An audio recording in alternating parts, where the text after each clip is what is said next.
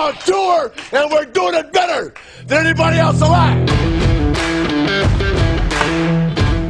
Cool. Let's go, baby. What you doing tonight, girl? Probably watching Grand Slam, isn't she, Big Joe?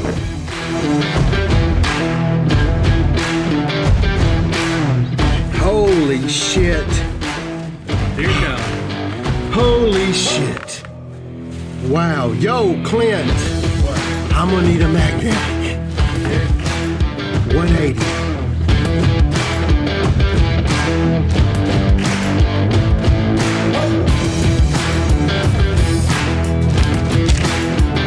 Holy fuck, dude. This was an insane case of Tiger.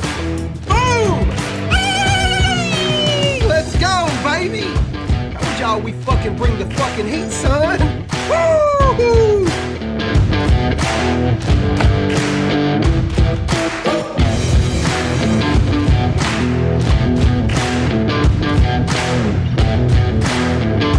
Oh shit! There it is! Oh my god! The fucking bomb! Get some, motherfucker! Let's go!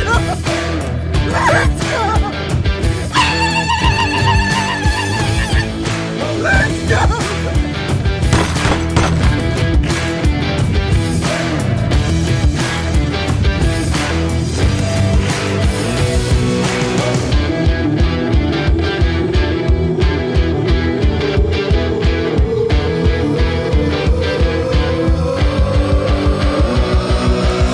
There it is, I got it. I got my fucking card! Let's go, baby!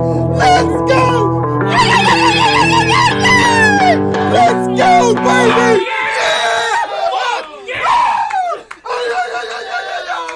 Yes, baby! Told you we could do it! Let's go, baby! What up? Hope everybody's doing good. It's Friday, baby. MLK Day on Monday, so all you bankers and shit are off on Monday.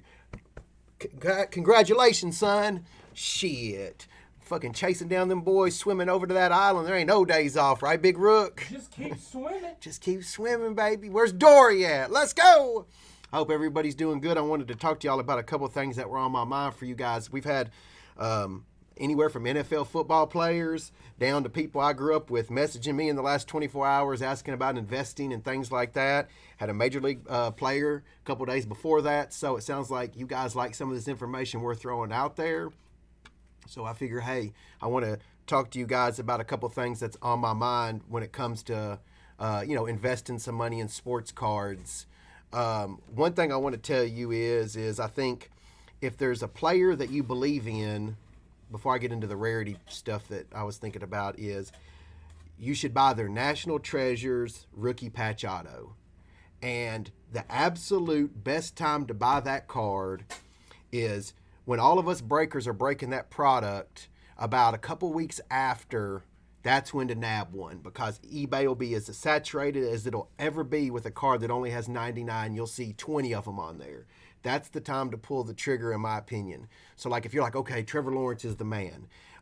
Maybe you can.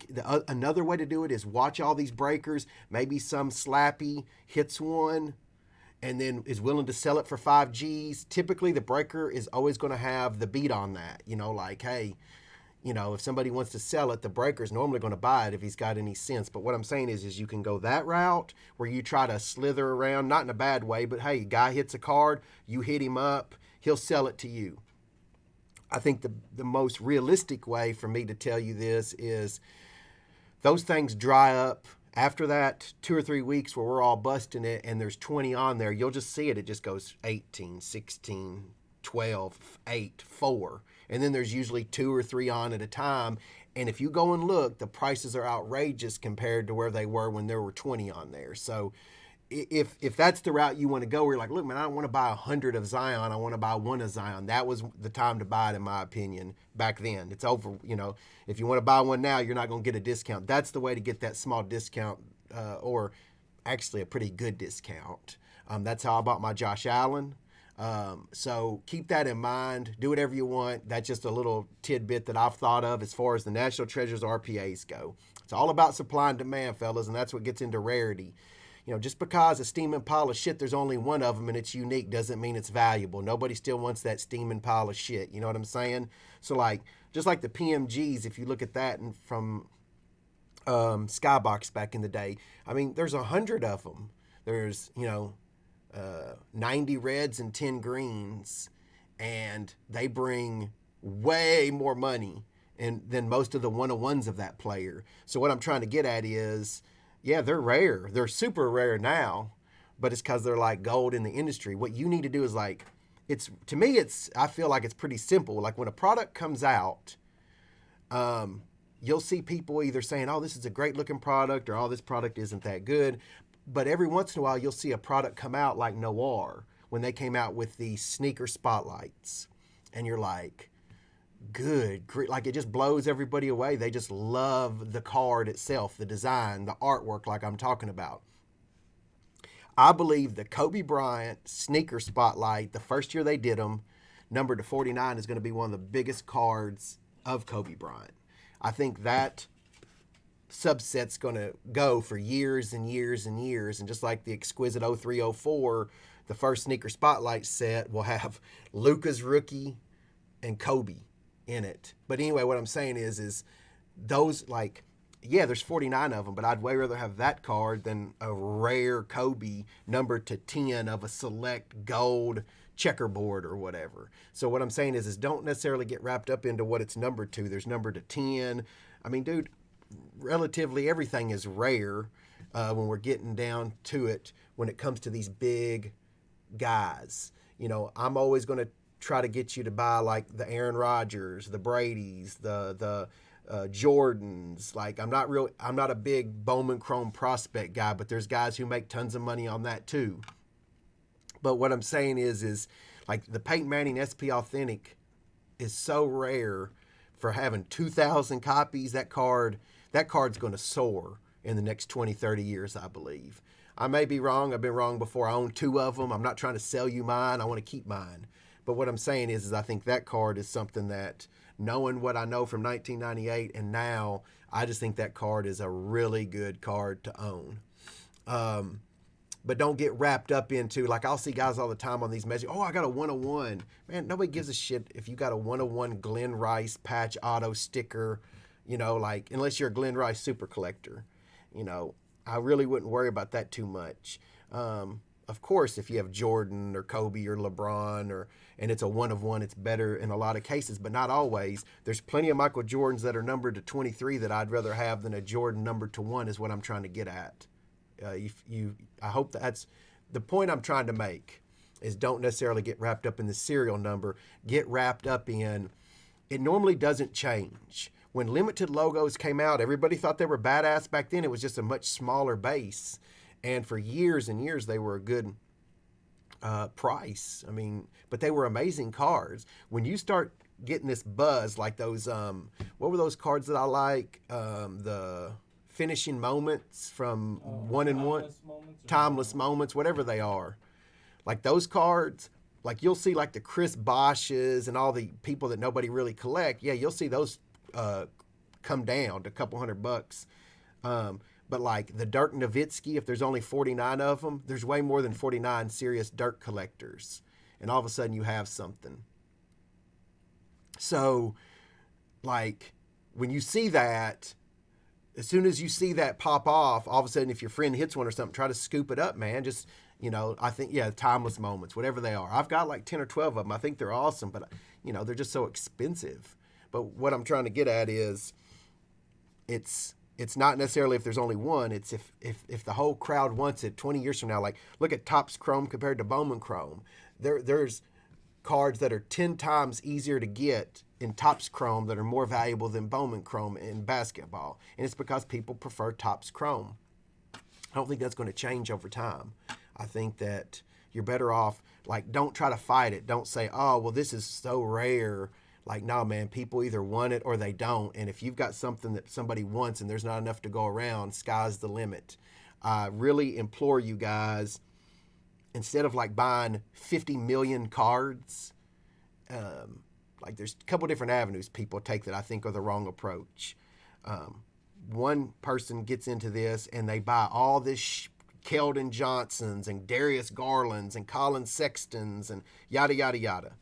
And because they want to be right. They want to be cool when Colin Kaepernick hits back in 2011 or whatever it is.